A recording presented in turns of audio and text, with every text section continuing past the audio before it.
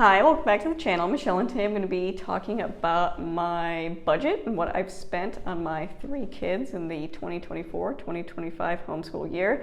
So I always have a video at the beginning of the year sharing my projected budget. I have a video in the middle of the year kind of updating how that's going, and now we've reached the end of the year, so I'm going to share what I've spent on my three kids for this homeschool year. So if you're new here, I have a 12-year-old in 6th grade. I have a 8-year-old doing 2nd, 3rd grade level work, and then I have a 5-year-old who started the year doing preschool and now he's into kindergarten. So I do have a couple that, straddle two different grades, but I'm going to take you through my Excel spreadsheet because that's how I choose to keep my information. I just think having electronic copy is really easy, and then I can project and kind of see year from year how things have changed. It also gives me an idea of, projected future budgets, when to do. So I just use Excel because that's easiest for me to budget. That's how I do my normal budgeting as well. So I'm going to take you to my computer and show you what I spent for my kids this year.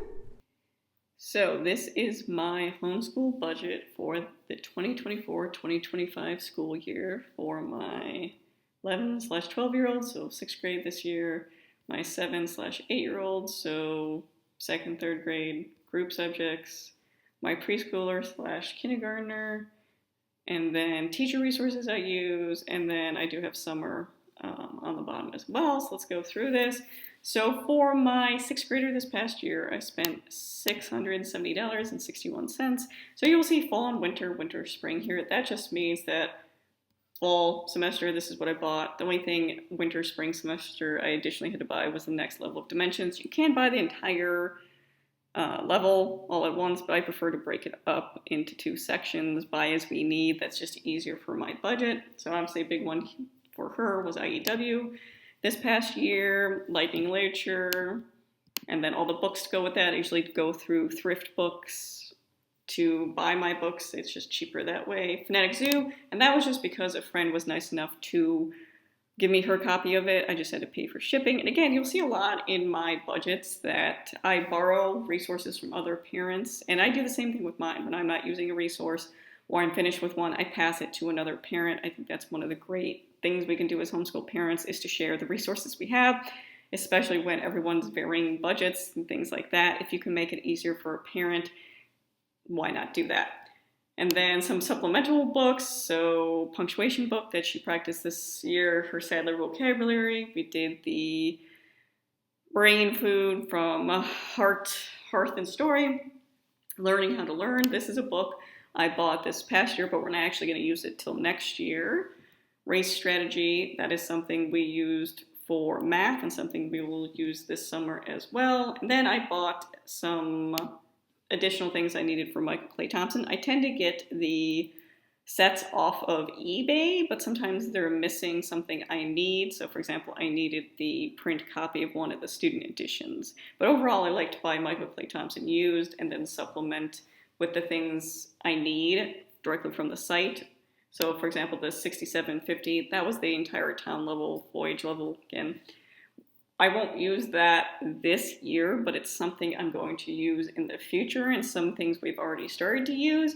And the reason I have it in here right now is because that's when it was on sale on eBay. So some of the things that projecting budgets really help with is if I know I'm looking for something, then I can have, an eBay notification that when this comes up, I can purchase it right away. So I got those levels at a really good discount because I was aware of what I need. I try not to buy things just because they're trendy or just because they new. If I don't have a need for it, if it's not already in my budget, I probably don't need it already. And that's one of the tips I think help with you staying on track, staying on budget, because it's very easy to go over budget in homeschooling because there's a lot of resources. There are a lot of new things coming out. I'm not saying you can't try those new things, but be mindful of the money you have. We're a single income family, that is by choice, but I do have budget constraints that I need to be mindful of, that I can't buy everything. So to really make my money count where it needs to. So that is the bulk of her stuff. My 2nd/3rd grader, my 8-year-old, obviously math was a big one for her. And you can see that the next child, there's less because she uses a lot of previous resources my oldest used, Or I actually utilize a lot of core knowledge with her, which is completely free online. I have various videos talking about how we use core knowledge if you're curious, but I think it's a great resource and it's free. So that really does, as you can see here, impact my budget. It does really give me more money to spend in different areas. So she had dimensions, and then she had a dyslexia workbook I had her working on. So for her bulk of language arts this year, she did Core Knowledge Grade 3, which was completely free online. She also did all about reading Level 3 this past year. And again, that's not in this budget because I got it from another mom friend who gave me her copy when she was done with it. So that saved me a chunk of money by having her do that. So again, socialize with your mom friends. Talk about what you guys need. It really does help with budget. Spanish, this was Homeschool Spanish too. I bought a phrase book for her and her handwriting for the year. So I spent $164.79 for her main subjects just for her. Now, group subjects, you can see core knowledge really made a difference here. Core knowledge science, we did this past year. We did 5th grade for both my 8-year-old and my 12-year-old. We did all of the units except the computer units this past year, so that cost me nothing. CK history, we did Volume 1 and Volume 2. Again, I have a video on that. If you're curious, I'll link it up above for you to see. But again, all the resources were already there. The textbook, you can buy physical copies of these things. They do have homeschooling packages. I just use electronic resources. So the textbook or student reader is on my Mac desktop. The teacher guide is on my Samsung tablet. That's how I utilize the resources. I print out the things I need as we go along. Everything's linked. Everything's in the Core Knowledge teacher guide. There's nothing for you to do besides print and read of what you need to do. So for a social justice unit this year, we did Blessings of Liberty, which is a Core Knowledge language arts unit. And again, completely free online. We did a Mint and Bloom election study, which Mint and Bloom was nice enough to have this as a free resource in the beginning of the school year. And then the social justice things I used throughout the rest of the year were free. So for my November, we do a Native American Heritage Month study. And again, I have a lot of those resources on hand. I utilize the library a lot. December, we did kind of European Christmas. Again, I had resources for that and used my library. So utilizing the resources you have, I think, is really important. Something I did add recently that I forgot to put in the budget in the beginning of the year is map testing. So I scheduled my kids' map testing for the end of May, and that was $115. And that's for my 2 oldest to take math and reading. And then I did add language to my oldest because that's more like mechanics. And that's something that I had her specifically working on this past year. So I want to see how she's progressed with that. But again, I think that's important to keep in your budget as well. So my 5-year-old, so these are the resources: Fun Time Phonics, Mathematical Reasoning, Get Ready, Set for the Code. I bought the whole set Get Ready for the Code, ABC, Handwriting Without Tears is handwriting. We utilized Core Knowledge Preschool this past year, and we are currently using Core Knowledge Kindergarten, and he's a couple units into that as well. Again, free resource. Math with Confidence is his now math because he finished Mathematical Reasoning, and that's $12.71. Again, I have Math with Confidence from my other child, my 8-year-old, so that is money savings, that when you have multiple children, there are resources that can be used again for another child, so that is a cost savings. And then same thing with Fun Time with Phonics. He finished those things, and now he's doing all about reading level 1, and again, that is a resource I had all the way up when my oldest did that. When she was little, she did all about reading level 1. So he is now just using that resource. So it was $96.94. And then teacher resources.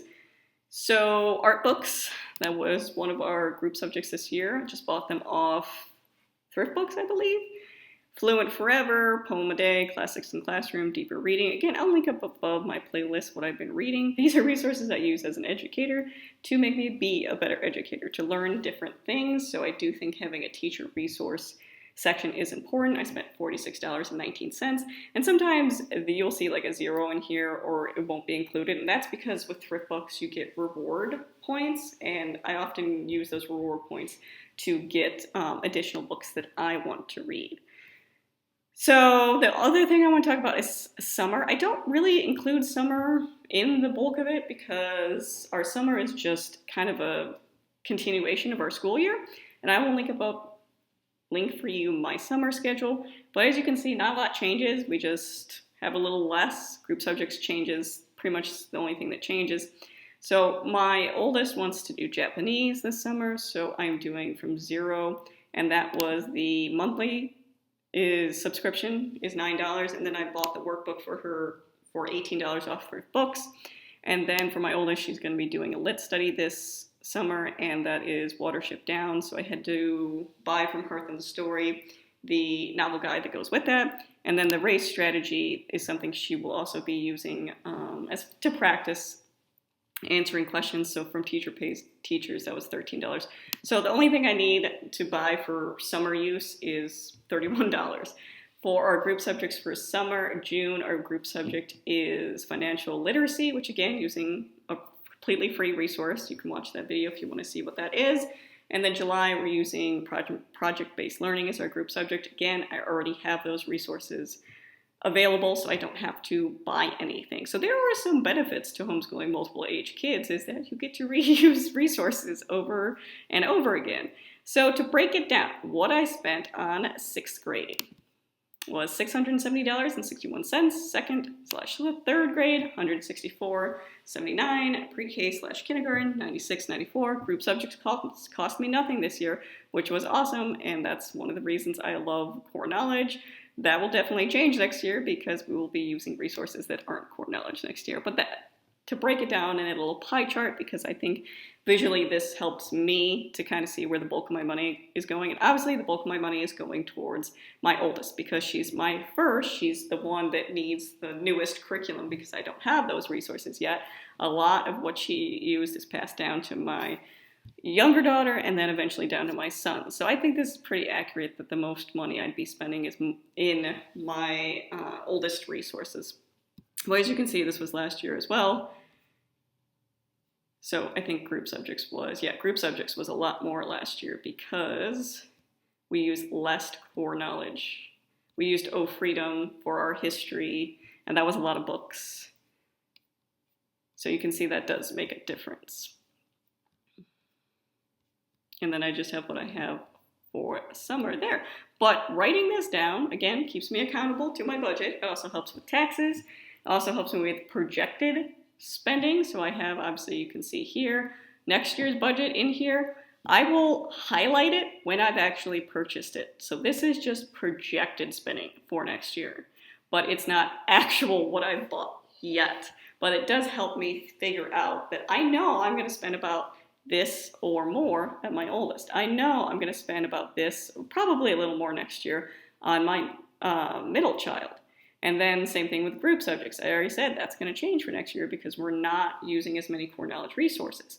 Kindergarten is going to probably not go up, I would assume, because I have a lot of kindergarten resources from my other 2 children, but it helps me gauge my spending for next year. So I can project to spend at least this next year, and that helps me plan my month-to-month budget. Because again, I don't have charter funds, I don't have extra money set aside for homeschool. This is stuff that comes out of our normal monthly budget. I buy, as needed in my homeschool. I don't buy in bulk. I don't do a giant shopping trip and buy everything because honestly, my budget can't do that.